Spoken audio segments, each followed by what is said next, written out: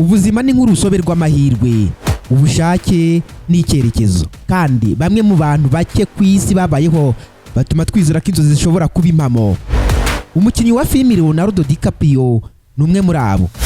Kuva ku mwana w'umuhanga wakuze akunda sinema kugeza ku cyamamare cyahinduye amateka ya Hollywood, urugendo rwe ruraboneka nk'inkuru yanditswe n'igihe ubwacyo. Uyu ni umugabo utaragarukiye ku kuba icyamamare gusa, ahubwo wabaye ikimenyetso cy'ubuhanga, ugushyira umutima ku mwuga no guharanira impinduka nziza mu isi. Mu myaka irenga 30 ishize amaze muri sinema, DiCaprio yagaragaje ko impano idahagije, ahubwo bisaba umurava, uhitamo neza no kudacogora imbere y'ibigeragezo. Ati gute none? Uyu munsi turasubiza amaso inyuma dusubiraho byose byatangiriye, uko umwana wavukiye mu muryango usanzwe yabaye umwe mu bakinnyi ba filime bakomeye ku isi, uko yagendeye ku mahitamo yatangaje y'imishinga ye, akava ku musore w'icyamamare mu myaka ya 90 akagera ku mwami wa Hollywood, n'ukuntu yewe yarenze sinema akayikoresha nk'uburyo bwo guhindura isi.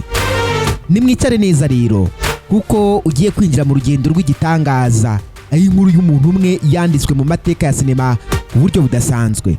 Murakaza neza mu kiganiro cyacu, aho tugiye gusobanura mu buryo burambuye amateka y'icyamamare Leonardo DiCaprio, ibanga ry'itsinzi ye n'icyo twamwigiraho. Ndi Kwizera Janvier Gadi nk'ibisanzwe.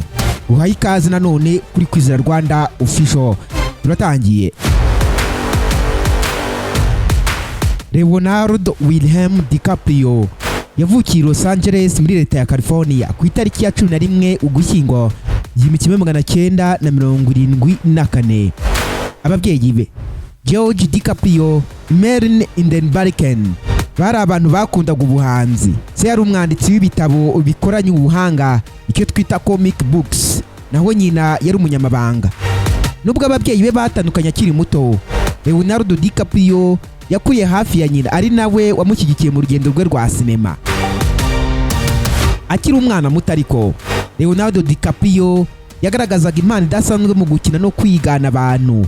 Uyu kandi yatangiye gukina amatangazo yo kuri televiziyo no mu biganiro by'abana, ariko ntiyatinze kwigarurira imitima ya benshi.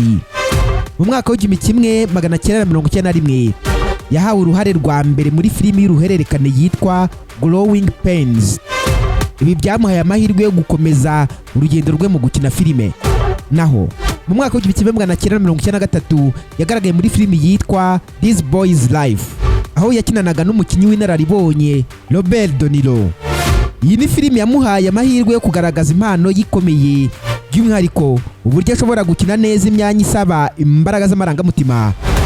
Muri uwo mwaka ariko, Leonardo yakinnye muri What's Eating Gilbert Grape, aho yakinnye nk'umuhungu ufite ubumuga bwo mu mutwe. Uruhare rwe rwamuhesheje izina rikomeye ndetse anatanga icyizere ko ari umuhanga uzamamara.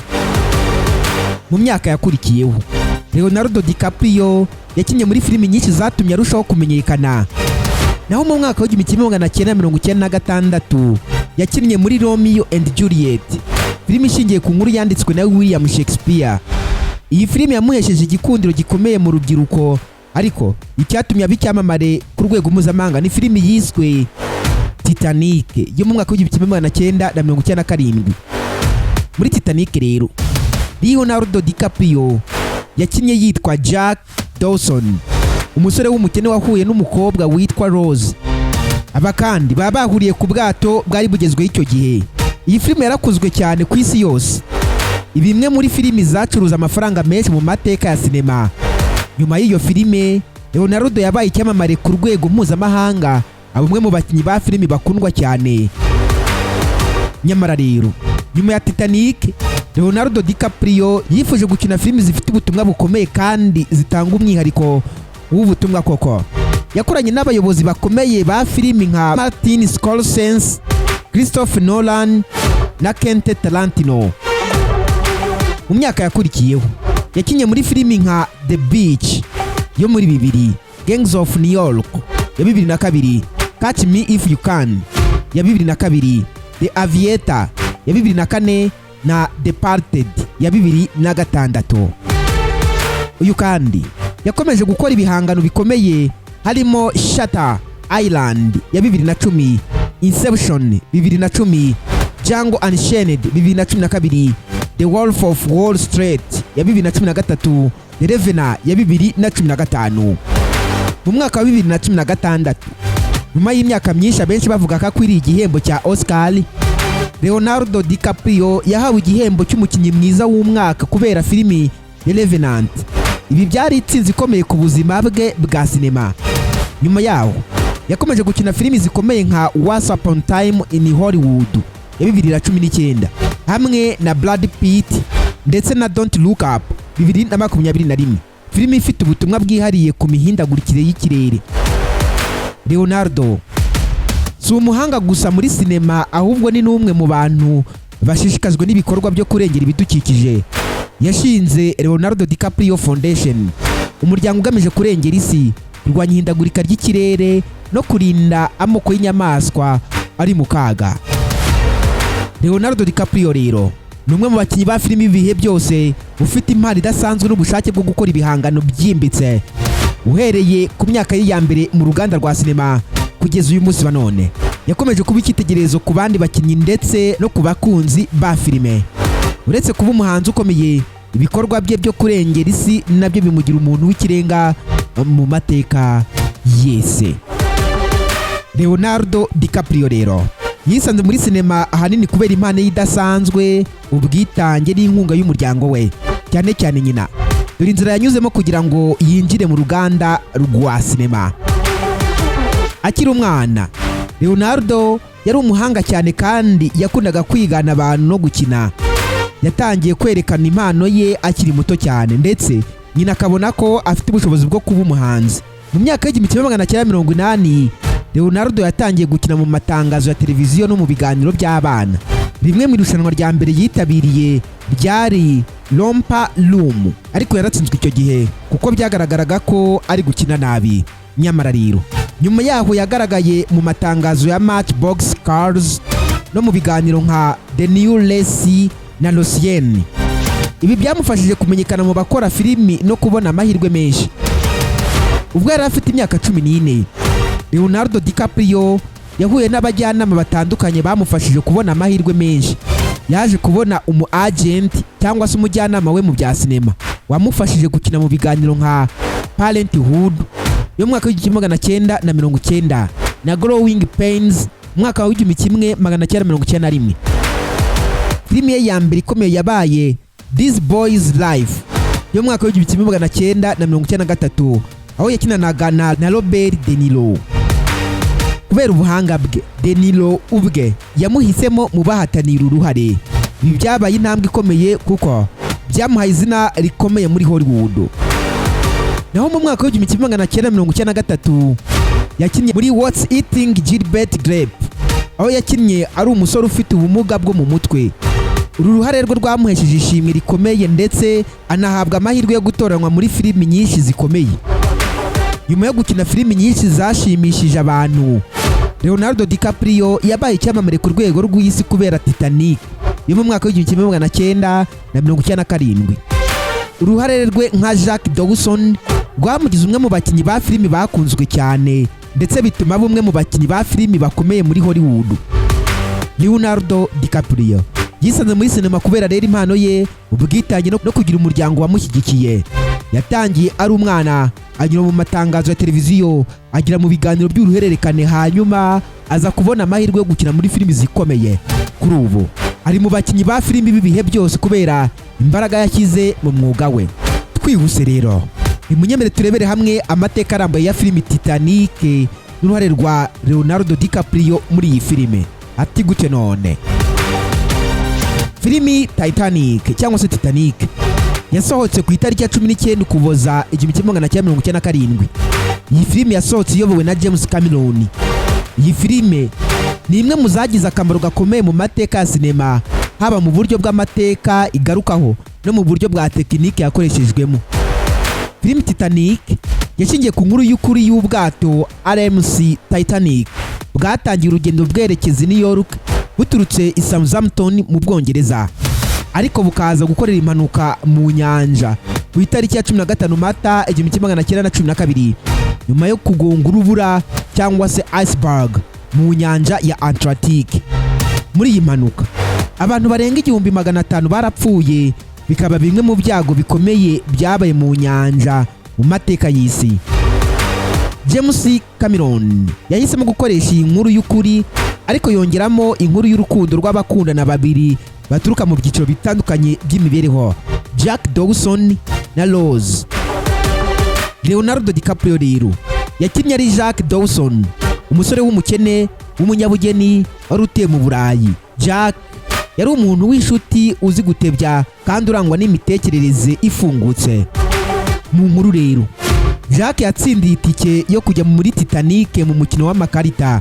Ubwo yari mu bwato yahuye na Rose, umukobwa uturuka mu muryango ukize cyane wari ugiye gushyingirwa ku gahato na Cole Hockley, umusore wari umukire cyane wari waratoranyijwe n'umuryango we. Jack yahise akundana na Rose nyuma yo kumubuza kwiyahura kubera agahinda yagiraga ko kubaho mu buzima atishimiye. Urukundo rwabo rwabaye urw'igikundiro, ariko ntirwaje kugira amahirwe kuko ubwato bwaje kugonga urubura, maze ubu bwato bugashwanyagurika. Mu gice cya nyuma cy'iyi filimi Jack yagize uruhare rukomeye mu gufasha Rose kurokoka. Mu gihe ubwato bwajyaga mu mazi, Jack yafashije Rose kugera ku gice cy'urubaho cyari gifashe ku bwato, ariko we aguma mu mazi akonje. Amaherezo rero Jack yarapfuye azize ubukonje, maze Rose arokoka atyo. Abumwe mu bantu bake babashije kurokoka iyo mpanuka. Impamvu rero iyi filimi TITANiC yabaye ikirangirire: gukorwaho ubushakashatsi. James Cameron yakoze ubushakashatsi bwinshi kuri ubwo bwato bwa TITANiC nyine bwari bwaratikiriye mu nyanja. Yamanutse mu mazi hasi yifashishije submarine inshuro nyinshi ageraho ibisigazwa byabwo byari biri, kugira ngo yizere ko filimi ye izaba ihuye n'ukuri. Tekinike n'uburyo bwo gufata amashusho. Iyi filimi yakoreshejwe uburyo bugezweho bwa tekinoloji bwari budasanzwe muri iyo myaka. Ubutumwa bw'urukundo no guhangana n'imbogamizi. Inkuru y'urukundo rwa Jack na Rose yateye abantu amarangamutima akomeye, bikaba impamvu nyamukuru yatumye iyi filimi imenyekana cyane. Amafaranga yinjije. TITANiC yabaye filimi ya mbere ku isi yinjiza amafaranga arenga miliyari 1 y'amadolari mu gihe gito. Yaje kuba iya mbere mu mateka kugeza ubwo Avatar nayo yayobowe na James Cameron yayirengaga. Ibihembo. TITANiC yatsindiye ibihembo 11 bya Academy Awards Oscars, harimo icy'ubuyobozi bwiza Best Director na filimi nziza y'umwaka Best Picture. Nubwo iyi filimi kandi yari ifite byinshi bikomeye birimo inkuru yayo, amafoto n'uburyo yakozwemo, Leonardo DiCaprio yagize uruhare rukomeye mu kuyamamaza. Kubera uko yakinnye neza, abantu benshi baramukunze, cyane cyane by'umwihariko abakobwa nyine, ndetse aza gukundwa cyane nk'umukinnyi wa filimi w'icyamamare ku isi. Gusa ariko nubwo filimi yabaye igihangange, Leonardo DiCaprio ntiyahawe igihembo cya Oscar kuri uyu mukino, nubwo benshi bari biteze ko azagitwara. Gusa ibi ntibyamubujije ko yamamaza izina rye no kuba umwe mu bakinnyi bakomeye mu mateka ya sinema. Filimi TITANiC si filimi isanzwe, ahubwo ni igihangano cyagize ingaruka ikomeye ku bakunzi ba sinema.